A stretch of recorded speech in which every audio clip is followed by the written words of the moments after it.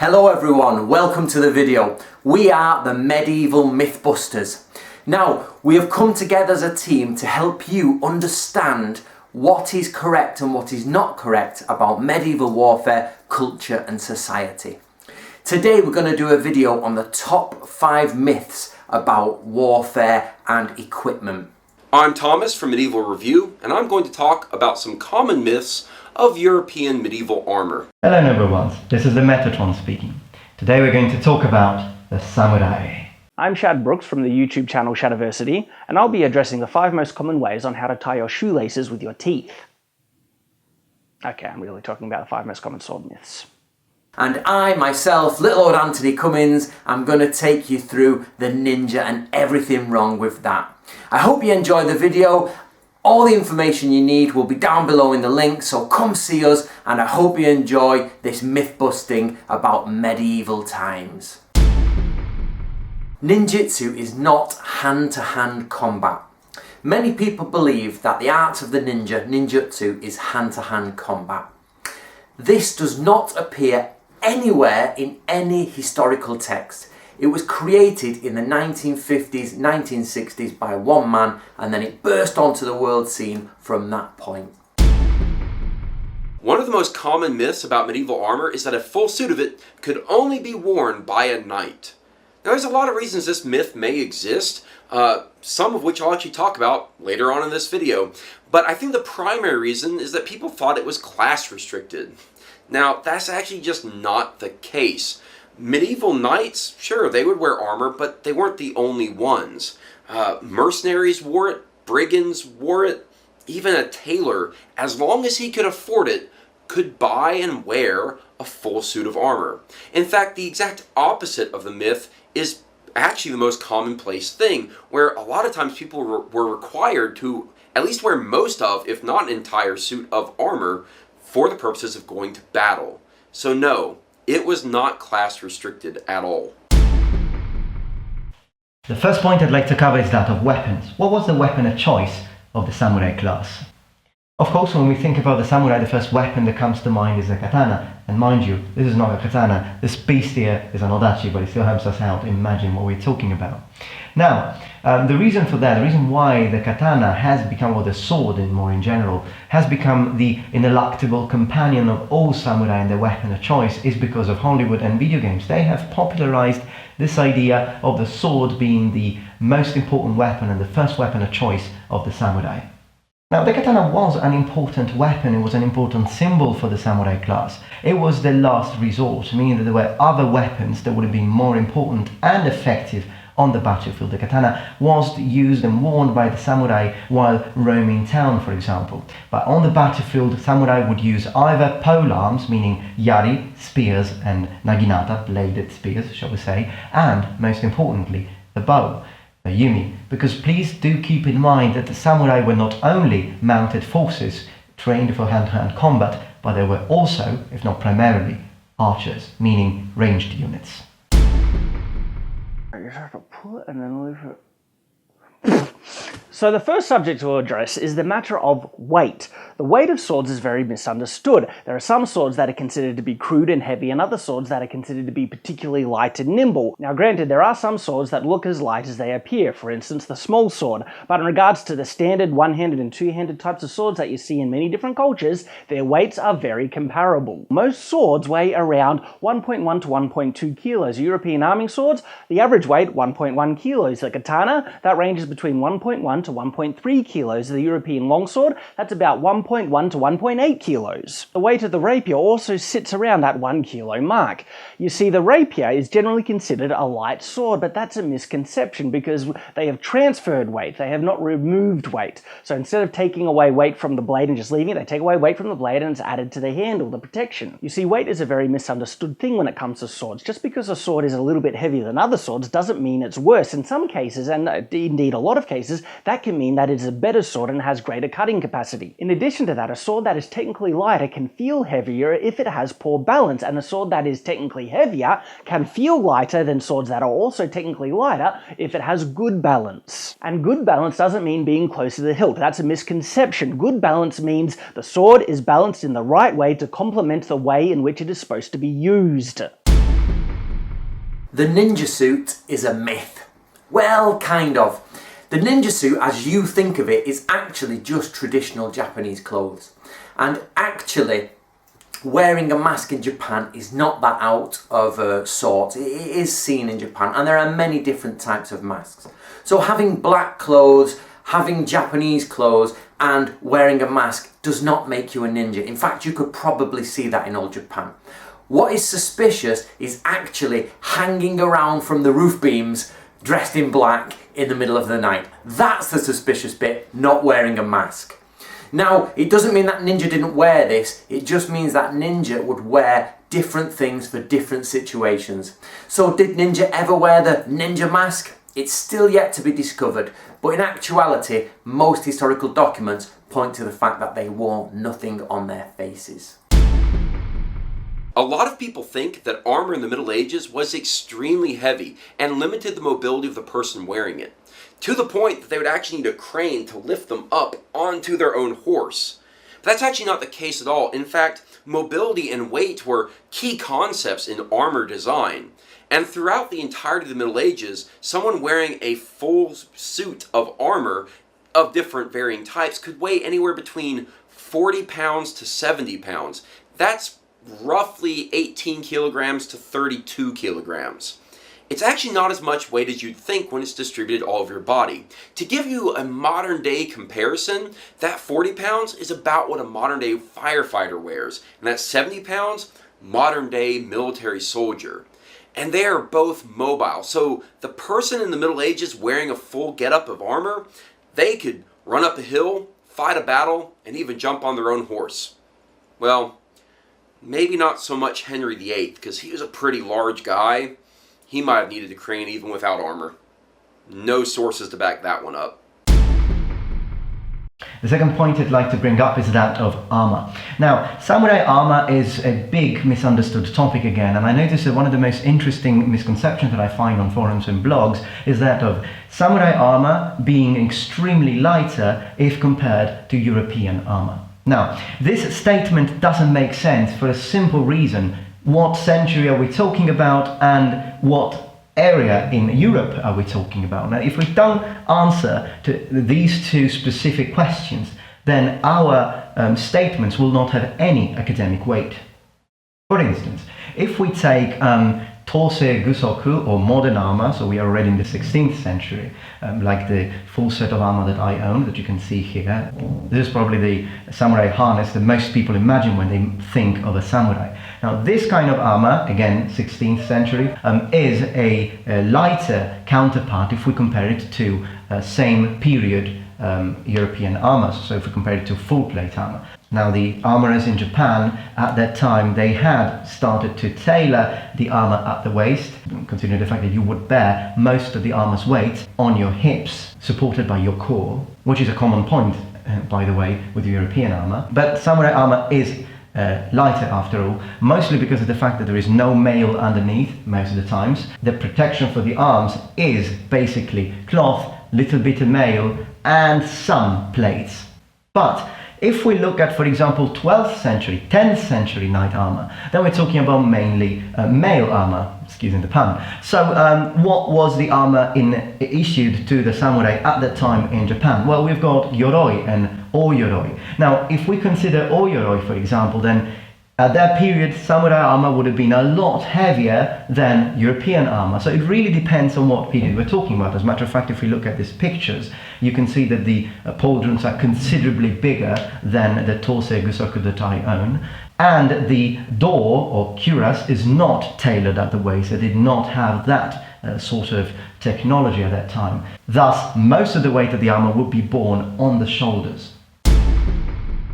No type of sword is indestructible. They all chip, dent, bend, and break, regardless of how they are made or where they come from. And on that note, where it is made does not automatically determine if it is a good sword or it is a bad sword. Regardless of the cultural location, whether that be Europe, Asia, the Middle East, or India, they all made swords at the highest quality they could with the techniques they had, and at the same time they also made poor quality swords. No culture made all their swords to a set specific standard that every everyone achieved. And even those swords that were made to the highest level of quality that could be achieved out of the material that they were made out of still broke. You see, swords can only be as strong as the material that they are made out of. Now, of course, purity, crystalline structure, quenching and tempering process can affect it to make it a superior or durable blade, but that only becomes particularly important when the blade is put under significant stress, which is the very thing you would want to avoid. If used regularly, a sword will not last a lifetime. Ninja did not invent the shuriken. Okay, for some reason, everybody believes that the shuriken is part of ninja history. It's not. The shuriken has its own history inside of Japanese history. There is only one document to date that actually has a shuriken in it that is connected to the ninja. And by context, in the document, it's more about criminal capture. I.e., capturing somebody who's running away or you've cornered them. So, if you want to understand this, think of shuriken being in Japan and that the ninja may or may not have used them, but they were not invented by the ninja, nor are they a special ninja weapon. Another really common myth about armor in the Middle Ages is that it was prohibitively expensive and only the very wealthy could afford it. That's not the case at all. If you look at the average income for the middle class person, which would have been maybe like a tailor, they could afford a brand new suit of what we would call munitions grade armor on just a year's salary. And honestly, they probably wouldn't buy it all at once anyway. They'd probably buy it piecemeal. Brand new breastplate and helmet, the key things you may need, that would only cost you about a third of your income. And your life depended on it. Think about what we buy today, cars and houses, and our lives aren't necessarily dependent on it because someone's not going to try to kill us with a sword. Now, you also have to keep in mind that there is a very lucrative used armor business. Repurposed armor, handed down armor, inherited armor, all sorts of armor was out there and available for people to get, and they could get it on the cheap. So no, not just for the very wealthy. Third point on this list, samurai did not practice karate.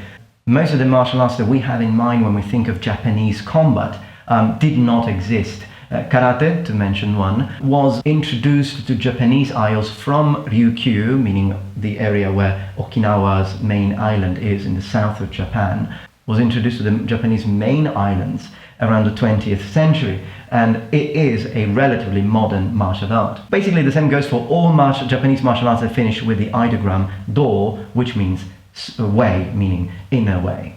Now, this is all impressive, but what sort of combat training did the samurai have then if these martial arts weren't around at that time? So, for example, jujutsu was one of the martial arts practiced by the bushi, meaning the warrior class, meaning the samurai. Then we would have kyujutsu, the way of the bow, and kenjutsu, which was the way of the sword. Sophisticated sword-based martial arts have existed in every single culture where they were prominent, not just in Asia. That includes Europe, the Middle East, and also India. And what's interesting to note about these martial arts is that there are a lot of similarities between the two, because at the end of the day, the sword is a sharp, metal, pointy thing on a handle. Now granted, these martial arts are very deep and sophisticated, but you do need to understand that any logical person, when they look at this weapon and try and figure out the best ways to use it from practice and experience from actually fighting this thing, many people from different cultures are actually going to figure out the same things. If you're ever in a situation where you need to use this weapon to save your own life, you're going to bet that people have practiced with them to make sure that they can use it effectively. So to think that there was any culture where swords were used to a significant level that didn't train or practice or figure out more effective ways in which to use them is completely ridiculous. You will find certain techniques in every single style, some that work better than techniques in other styles, and at the same time, in the same style, you will find techniques that work worse than other techniques in other types of styles. There was no one style that was universally superior than all other sword-based martial arts. And on that note, it isn't particularly the style that will determine if someone will be successful in it. It is the skill of the practitioner, okay? It is the skill that they have in their style that will determine if someone is successful at using it. The ninja is not the enemy of the samurai. This idea of samurai versus ninja is a myth. The ninja are in fact a part of the samurai army, and they are known as shinobi no mono. Now their job is espionage, commando tactics, infiltration, propaganda. They could be from the samurai class, they could be lower than the samurai class, or they could be half samurai, sometimes doshin or ashigaru. But the point here is that shinobi or ninja are inside of the samurai system. Vikings wore helmets with huge horns, right? No. In fact, historical records don't have any mention of that anywhere, and archaeological evidence, what little there is of Viking helmets, suggests quite the opposite, that they liked streamlined helmets that were very close-fitting to the head. So where did this common portrayal even come from? Thankfully, that's actually very easy to track. You see, back in the 1800s, there was a Scandinavian artist named Gustav Malmström, and he first depicted them as wearing helmets with huge horns. But that wasn't popularized yet. That didn't happen until Wagner put on his epic opera of Der Ring des Nibelungen. Yeah, it's kind of hard to say. But in that opera, he had a costume designer named Carl Emil Doppler. And Doppler made that image of the horned helmet the popular portrayal that stuck in the psyche of the modern man. And we've had it ever since. But no, Vikings didn't put horns on their helmets. They needed the horns for drinking their mead, right? Bushido. Did all samurai follow this honor code? Moral codes for the warrior class have been present since the beginning of samurai combat, but the code evolved and changed over time. What is important to say is that when we ask the question, did samurai follow Bushido, we should ask ourselves, what do we mean by Bushido? Bushido is a set of moral rules, but moral rules based on the morality of ancient Japan. So we do need to understand, I don't have in this brief video a time to explain all moral rules in ancient Japanese society. The most important thing was loyalty to your lord. Being loyal to your lord could have meant having to do things that normally a samurai wouldn't really do. Okay, so sometimes there is a balance that needs to be understood. Would a samurai do this? No, yes, not that easy to say. It depends on circumstances and it depends on the context. Swords were rarely picked as primary battlefield weapons because of their inherent weakness against metal armor. Now, it's true that more tapered, pointed end swords or thrust-centric swords can be still effective against heavily armored opponents, but there are other weapons that are far more superior at combating heavily armored opponents than what a sword is. And so because of that, the sword wasn't used as a primary battlefield weapon. Indeed, things like the spear or pole arms were used far more than the sword. But the sword is very convenient because you can hang it at your hip so easily, and so it was often carried as a backup weapon in case someone lost their primary weapon. But where the sword really shines and where it was used more predominantly throughout history was as a weapon for self-defense. And why is that the case? Well, carrying a sword around with you isn't that difficult, but wearing metal armor all day, that is. And off the battlefield, of course, no one ever did it. That meant that a sword was still very, very effective in a civilian environment, and indeed that's where we see that they were used more often. Right, the ninja are just not trained assassins. By that I mean they were not born into a family, they grew up learning assassination and then they were hired out to go and assassinate people. That's not true. The best way to look at this is like James Bond. James Bond is taken for his skill and ability and he's trained to be a spy commando, someone who infiltrates or also does classic spy work. Occasionally they will use James Bond to make an assassination. This is the same with the shinobi and the ninja. Basically, they are spies and commando infiltrators. Occasionally, they may be called upon to do assassinations, but it's not their primary role. What I think is the biggest myth about medieval armor is that the only good armor was made of metal. That's actually not the case. I mean, certainly, while the metal armor, such as mail or plate, were extremely good at protecting the individual wearing it, it wasn't necessary in all cases. In fact, a gambeson made of only 10 layers of linen, which isn't all that thick, about a finger's width, could actually stop a sword blow and protect the person from being cut. That's actually really impressive, and there have been modern tests done to actually test this with extremely sharp swords, and the linen will stop them. And only the strongest cut can really get through. So those glancing blows, you don't necessarily even need to have the mail for it. The problem was the piercing blows, the arrows, the thrust from a sword. Those where it really mattered to begin wearing some of that mail and a lot of that plate. But no, it wasn't just limited to the metal. Cloth could work just fine in a pinch. This brings us to our last point.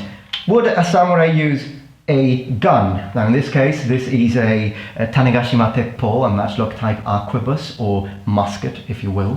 Now, I've read lots of people saying and stating that a samurai would never use a gun because it would be dishonorable. The guns were introduced in the 16th century, at the end of the 16th century, and from Portugal, Portuguese India, but yeah, from Portugal. And the Japanese loved them to bits. Japanese warlords started mass producing these. And who were they issued to? To the ashigaru, so the foot soldiers, and to the samurai class. Hold on a second. But a samurai is an honorable warrior. He's following Bushido. How can their warlords give them this weapon which is dishonorable? I mean, it's a heinous thing to just take advantage of distance and shoot them. Absolutely not. A samurai, again, is a ranged warrior. You shoot them with an arrow and you kill them. You shoot them with a gun and you kill them. To the Japanese warlords, that didn't make much difference at all. Yes, the samurai were issued these. They were banned eventually in the Edo period, but that's because it was a period of peace, so you don't really need these in a period of peace. But during the Sengoku Jidai, the Sengoku period, Oda Nobunaga used these. He issued his samurai. Even the Takeda clan announced, less spearmen, more gunmen. How a sword is manufactured has no relevance at all to how sharp it can become.